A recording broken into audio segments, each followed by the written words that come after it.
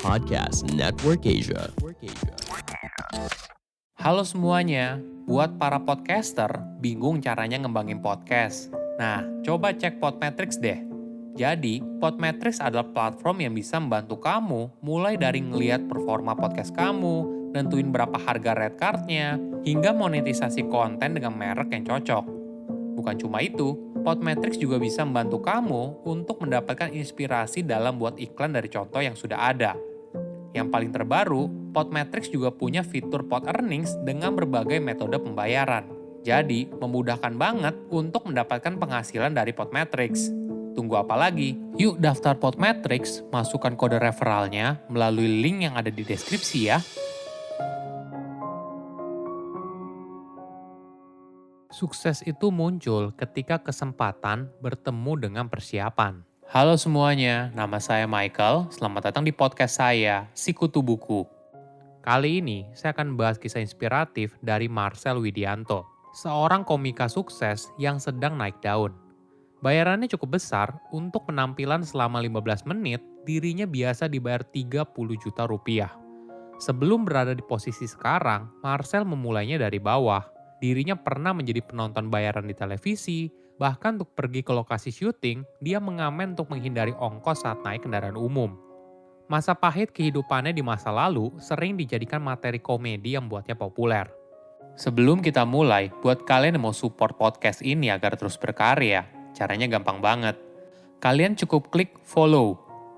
Dukungan kalian membantu banget supaya kita bisa rutin posting dan bersama-sama belajar di podcast ini.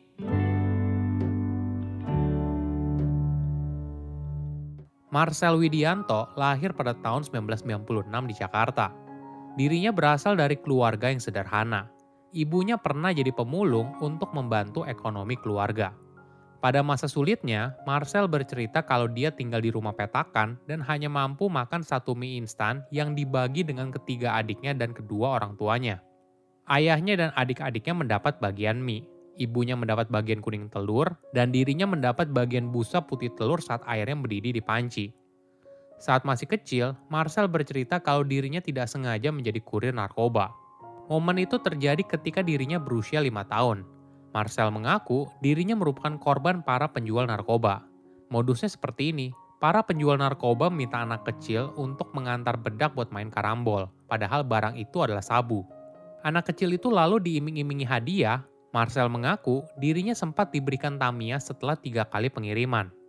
Marcel baru sadar kalau dirinya dimanfaatkan oleh penjual narkoba saat usianya 13 tahun. Selama hidupnya, dia pernah menjalani pekerjaan yang beragam. Marcel bercerita, dia menjadi ojek bagi para wanita penghibur.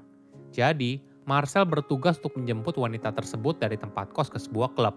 Lalu ketika jam 3 pagi, mengantarnya pulang.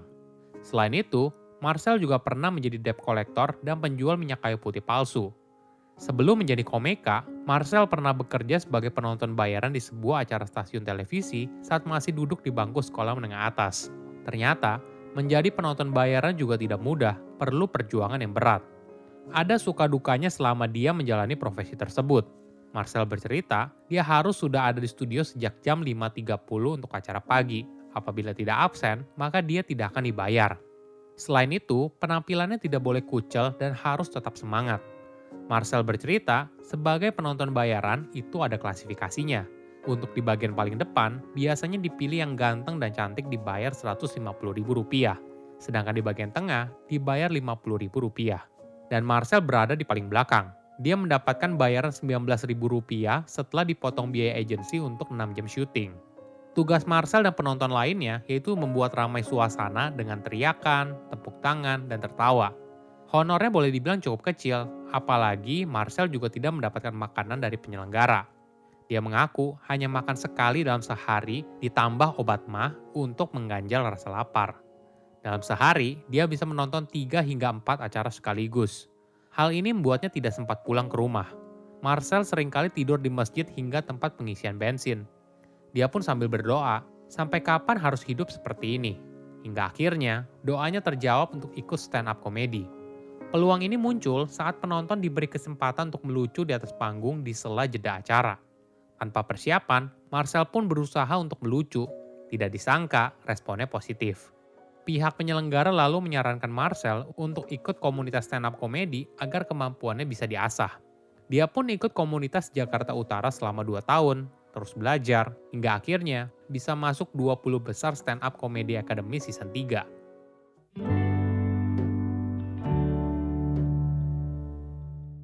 Perjalanan karir Marcel pun berlanjut. Saat itu, dirinya menjadi asisten dari seorang komika bernama Ajis Doaibu. Bagi Marcel, Ajis merupakan pembuka jalan karirnya di dunia hiburan. Beberapa pekerjaan syuting yang awalnya dijalani oleh Ajis, ternyata pekerjaan itu sekarang dijalani oleh Marcel. Dia mengaku karena dirinya lucu, namun harganya lebih terjangkau dari Ajis. Ada sebuah momen yang membuat karirnya melejit. Momen itu terjadi saat dirinya tampil di program Wow Banget yang dipandu oleh Atta Halilintar. Marcel diminta untuk merosting Wijaya Saputra atau dikenal dengan nama Wijin yang merupakan kekasih Gisel. Saat itu tanpa persiapan, dirinya spontan saja menggunakan materi yang ada di kepalanya. Ternyata roastingnya lucu. Marcel langsung kebanjiran tawaran pekerjaan, diundang ke OVJ, dan sebagainya. Dari situ, banyak orang mulai mengenal Marcel sebagai komika yang lucu.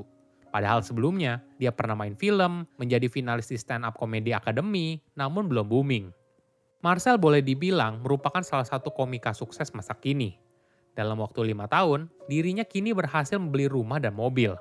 Ini merupakan buah manis berkat kerja keras dan doa yang selama ini dijalani. Marcel bercerita soal perjuangan kerasnya yang penuh tantangan berkarir. Dia merasakan banyak hal seperti diremehkan orang, hingga waktu tidur yang tak menentu demi mengejar impian. Motivasi utamanya dalam bekerja adalah keluarga. Marcel ingin menaikkan taraf ekonomi keluarganya. Bagi Marcel, dirinya bisa sukses, kuncinya adalah ikhlas. Ikhlas dalam menjalani semua yang ada di dalam hidup. Dia mencontohkan, dalam stand-up komedi, sebelum buat materi, ada yang namanya premis. Premis itu berasal dari keresahan. Ketika kita bisa jujur dengan keresahan yang kita hadapi, maka hasilnya pasti akan baik. Dalam membawakan materi komedi, Marcel tentu saja harus berhati-hati agar tidak menyinggung perasaan orang lain. Ini yang selalu dilakukannya. Sebelum materi tersebut dibawakan, Marcel akan mengetesnya terlebih dahulu.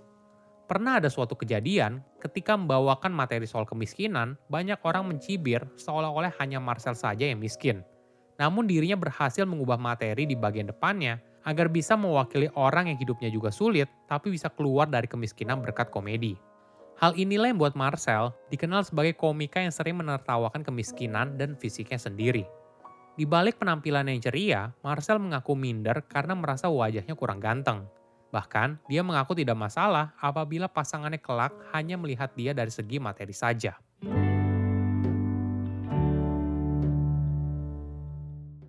Yang terbaru, Marcel menjadi brand ambassador dari produk kecantikan MS Glow for Men dan wajahnya terpampang di Times Square, New York. Ini merupakan sesuatu yang tidak disangka oleh banyak orang. Sebagian orang menghujat karena Marcel dianggap tidak cocok untuk jadi bintang iklan produk kecantikan. Maklum saja, standar ganteng atau cantik masih berada pada kriteria tertentu. Namun banyak juga yang mengapresiasi karena bagi MS Glow sendiri, ini merupakan bagian dari kampanye agar masyarakat menjadi percaya diri, lebih bersyukur, dan menjadi diri sendiri. Marcel sangat bahagia atas kesempatan tersebut. Dia ingin membuktikan kalau mimpi bisa diwujudkan dan tidak tenggelam karena masa lalunya yang kelam. Kini, Marcel juga menciptakan wadah bagi anak yang nasibnya seperti dirinya dulu, anak jalanan dan sebagainya. Wadah itu diberi nama KKB, kanan kiri berkah.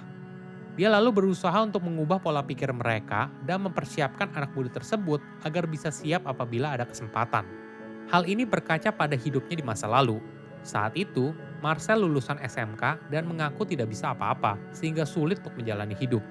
Dia bisa sukses karena keluar dari stigma orang tua zaman dulu kalau ingin anaknya bekerja di kantoran, pakai kemeja dan dasi rapi. Bagi Marcel, menjadi pegawai kantoran bukanlah jalan hidupnya. Hingga dia menjadi penonton bayaran dan bertemu dengan stand-up komedi yang mengubah nasib. Jangan pernah letih dalam mengejar mimpi. Kadang, kamu hanya butuh satu kesempatan yang akhirnya mampu mengubah hidup. Saya undur diri, jangan lupa follow podcast Sikutu Buku. Bye-bye. Pandangan dan opini yang disampaikan oleh kreator podcast, host, dan tamu tidak mencerminkan kebijakan resmi dan bagian dari Podcast Network Asia. Setiap konten yang disampaikan mereka di dalam podcast adalah opini mereka sendiri dan tidak bermaksud untuk merugikan agama, grup etnik, perkumpulan, organisasi, perusahaan, perorangan, atau siapapun dan apapun.